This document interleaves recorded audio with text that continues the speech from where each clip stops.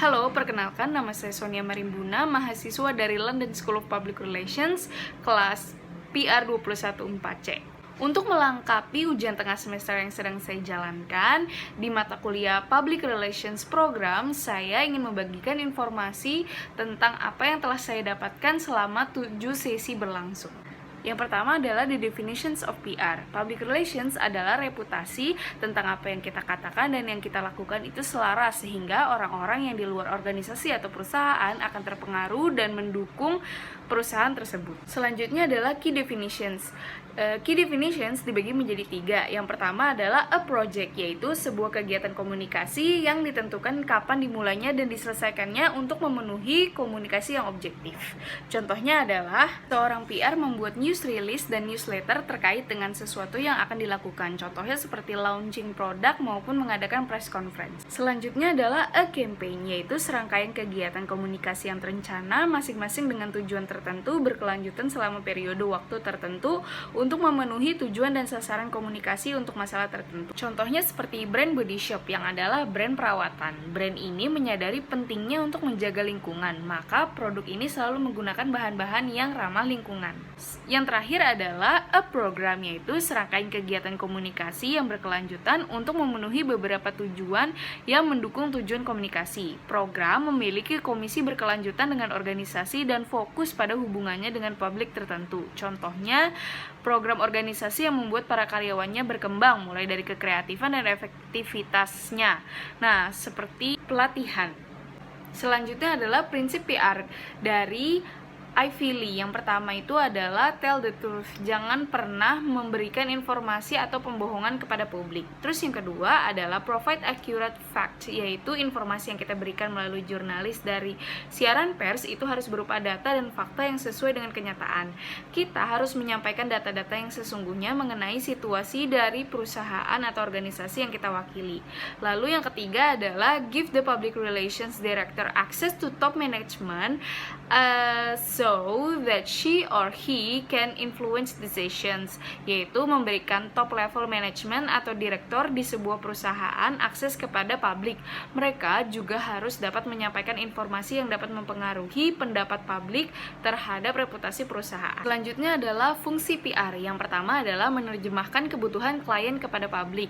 Hal ini adalah ketika kita menempatkan diri menjadi seorang PR consultant. Jadi kebutuhan klien yang mau disampaikan kepada publik, PR lah yang harus mampu untuk menyampaikannya kepada publik. Terus yang kedua adalah menginterpretasikan kepada publik bagaimana perusahaan tersebut melakukan operasionalnya. Terus yang ketiga, to act as public service, yaitu PR menyampaikan kepada publik juga mengenai layanan-layanan yang bisa diberikan oleh suatu perusahaan, menyampaikan progres atau kemajuan dari sebuah perusahaan atau organisasi. Selanjutnya adalah prinsip komunikasi. Yang pertama adalah truth. Kita harus menjadi pihak yang mengeluarkan informasi paling akurat dan yang dipercaya. Informasi harus faktual. Terus yang kedua adalah comprehensive, yaitu informasi harus lengkap menceritakan semua kesalahan. Lalu yang ketiga adalah relevance, yaitu konsisten dan harus jelas. Kemudian yang keempat adalah timelines. Informasi yang kita berikan haruslah yang paling baru, bukan informasi yang sudah kadaluarsa atau informasi yang belum sama sekali terjadi. Kemudian ada accessibility.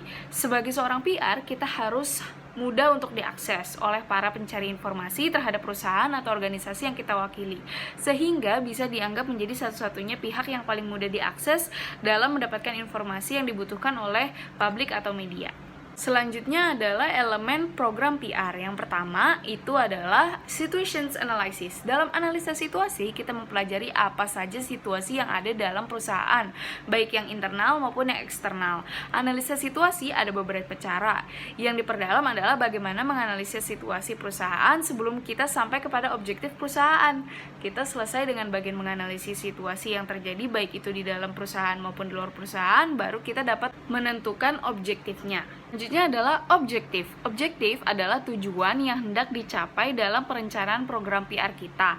Guidance untuk objektif ini dapat menggunakan SMART atau yang biasa disebut dengan SMART objektif, yaitu specific, measurable, achievable, reliable, dan times. harus memenuhi hal tersebut untuk membuat sebuah objektif. Nah, setelah mengetahui objektif dalam program yang akan kita buat, kita harus tahu sasaran publik yang akan kita tuju atau siapa audiensnya. Yang ketiga adalah publik. Publik adalah orang-orang yang ditargetkan untuk menjadi penerima informasi atau target audiens. Jika audiensnya berbeda, maka objektifnya juga berbeda. Perencanaan programnya juga akan berbeda. Contohnya seperti ada publik dewasa, publik remaja, dan publik anak-anak. Tentu memiliki objektif yang berbeda juga akan berimbas kepada strategik dan juga taktik yang akan dilakukan. Nah, setelah mengetahui target audiensnya, maka kita akan dapat menentukan strategik yang akan kita lakukan untuk program PR tersebut. Yang keempat adalah strategik. Strategik adalah langkah-langkah yang dibutuhkan atau langkah yang dapat dilakukan untuk mencapai objektif yang sudah kita tentukan sebelumnya. Pada strategik juga dibutuhkan taktik. Kelima adalah key message. Key message adalah apa yang ingin kita sampaikan kepada publik melalui media. Jangan sampai kita sudah membuat kegiatan dengan media tanpa key message, supaya publik mengetahui pesan apa yang ingin kita sampaikan kepada mereka. Kita harus menyiapkan key message. Taktik adalah cara-cara mengimplementasikan supaya strategi dapat dijalankan. Contohnya, objektif kita adalah meningkatkan awareness. Strateginya adalah untuk meningkatkan awareness sebuah perusahaan produk, maka kita melakukan kampanye melalui media massa.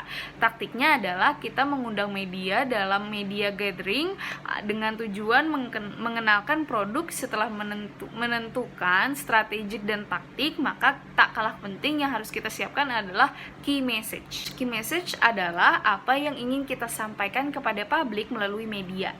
Jangan sampai kita sudah membuat kegiatan dengan media tanpa key message, supaya publik mengetahui pesan apa yang ingin kita sampaikan kepada mereka. Kita harus menyiapkan key message. Timeline, kita harus bekerja sesuai dengan timeline yang sudah ditentukan.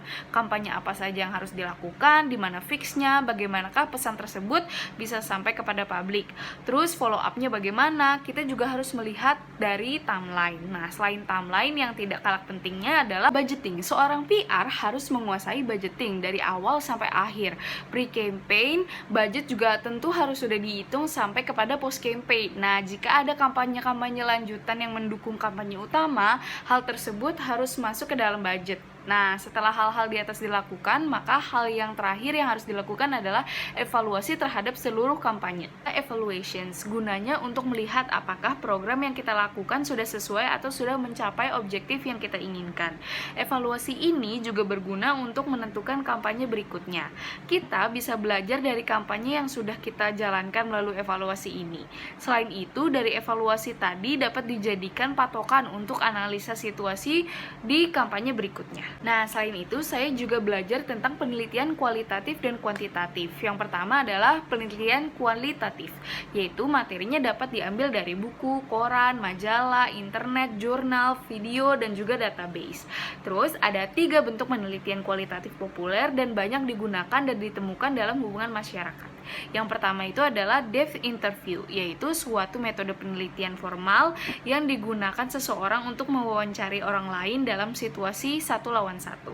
Terus yang kedua ada focus group, yaitu suatu metode penelitian formal yang digunakan dengan pendekatan kelompok untuk memperoleh pemahaman mendalam tentang klien, objek, atau produk. Terus yang terakhir adalah participant observations, yaitu situasi metode penelitian formal di mana peneliti mengambil peran aktif dalam kehidupan suatu organisasi atau komunitas, mengamati atau mencatat interaksi dan juga kemudian menganalisis interaksi tersebut. Yang kedua adalah penelitian kuantitatif. Ada 3 bentuk penelitian kuantitatif populer atau yang banyak digunakan atau ditemukan. Yang pertama itu adalah sampling, yaitu adalah cara-cara atau teknik sampling yang diambil dari populasi. Terus yang kedua adalah survei metodologi. Ketika peneliti mengajukan pertanyaan kepada kelompok individu yang lebih besar dari pendekatan kuantitatif bahwa peneliti mencari data normatif. Lalu yang terakhir adalah statistical reasoning, yaitu ketika seseorang peneliti